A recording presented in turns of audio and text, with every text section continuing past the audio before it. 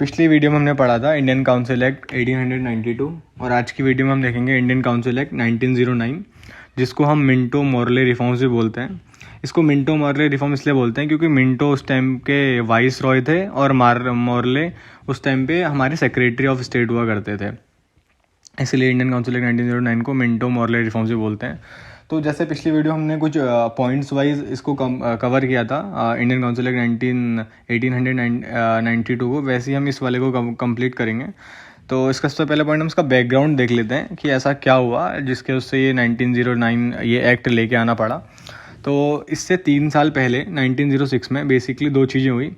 एक तो liberal party power में आ गई ब्रिटेन में, जिसके उससे इंडियंस को ये लगा कि जो इंडिया में जो पॉलिटिकल फ्रीडम है वो और ज़्यादा मिलेगा अब लोगों को।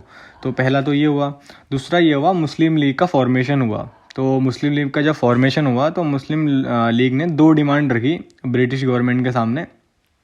पहली डिमांड ये थी कि वो डिमांड कर रहे थे सेपरेट इलेक्टोरेट की।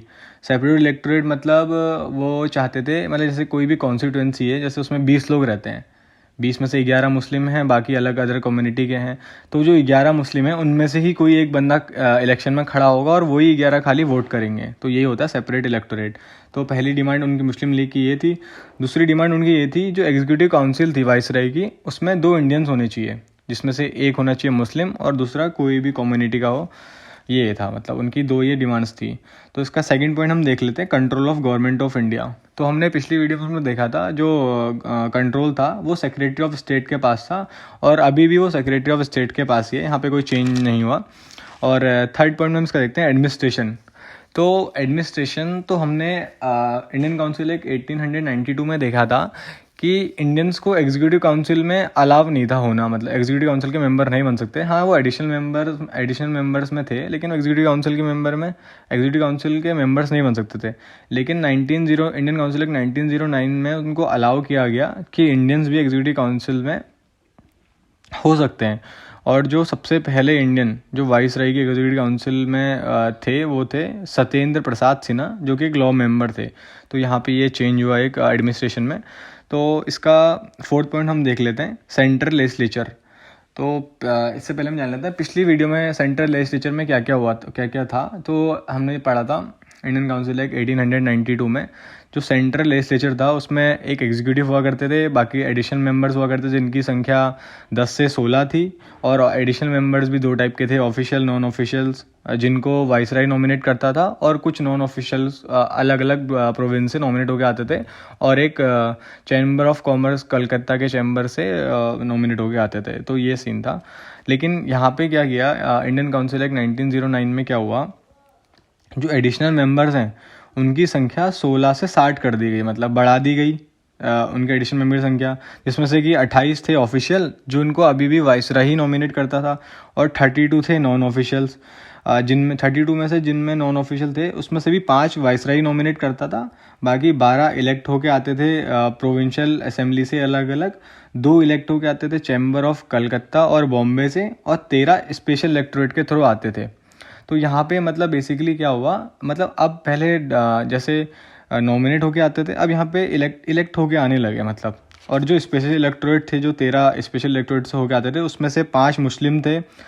मुस्लिम मतलब यहाँ पे सेपरेट इलेक्टोरेट से आते थे। तो यहाँ पे जो मुस्लिम ने जो डिमांड रखी थी उनकी यहाँ पे डिमांड एक्सेप्ट की गई। तो 5 यहाँ पे मुस्लिम थे स्पेशल इलेक्टोरेट में, और 6 जमींदार आते थे और 2 बिजनेसमैन। तो ये सब मिलके टोटल 60 एडिशनल मेंबर्स थे यहाँ पे। तो यहाँ पे ये चेंज किया गया, मतलब यहाँ बेसिकली मतलब इस एक्ट ने क्या किया, कम्युनल रिप्रेजेंटेशन दिया इंडिया के पॉलिटिक्स में। और यहाँ पे एक चीज़ और देख लेते हैं, जैसे हमने पिछले वीडियो में पढ़ा था जो फाइनेंस बिल थे उन पे डिस्कशन तो अलाउ था, लेकिन उन पे वोटिंग्स अलाउ नहीं थी। लेकिन यहाँ पे 1909 में finance bill pay voting allow की गई। और जो इससे पहले हमने पढ़ा था इंडियन काउंसिल एक्ट 1892 में, जो एडिशनल मेंबर्स थे वो एग्जीक्यूटिव काउंसिल मेंबर से क्वेश्चन तो पूछ सकते थे, लेकिन सप्लीमेंट्री क्वेश्चन नहीं पूछ सकते थे। और क्वेश्चन पूछने के लिए उनको 6 डेज पहले का प्रायर नोटिस देना पड़ता था।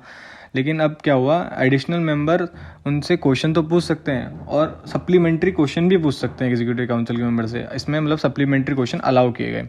तो इसका लास्ट पॉइंट हम देख लेते हैं, प्रोविंशियल लेजिस्लेचर।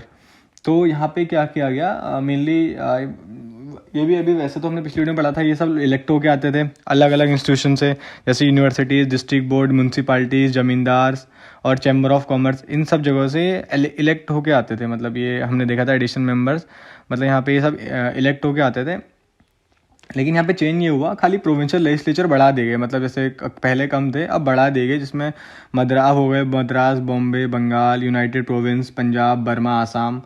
और इसमें मद्रास, बॉम्बे, बंगाल और यूनाइटेड प्रोविंस, इसमें 50 एडिशनल मेंबर्स थे, और पंजाब, बर्मा और आसाम में 30 एडिशनल मेंबर्स थे। और हाँ, प्रोविंशियल लेजिस्लेचर में जो भी नॉन ऑफिशियल मेंबर थे, एडिशनल मेंबर थे, वो ज़्यादा हो सकते हैं ऑफिशियल से, लेकिन सेंट्रल लेवल पे ऐसा नहीं हो सकता। सेंट्रल लेवल पे ऑफिशियल मेंबर्स ज़्यादा होंगे नॉन ऑफिशियल से। तो यहाँ पे ये हुआ। तो यही था इंडियन काउंसिल एक्ट 1909।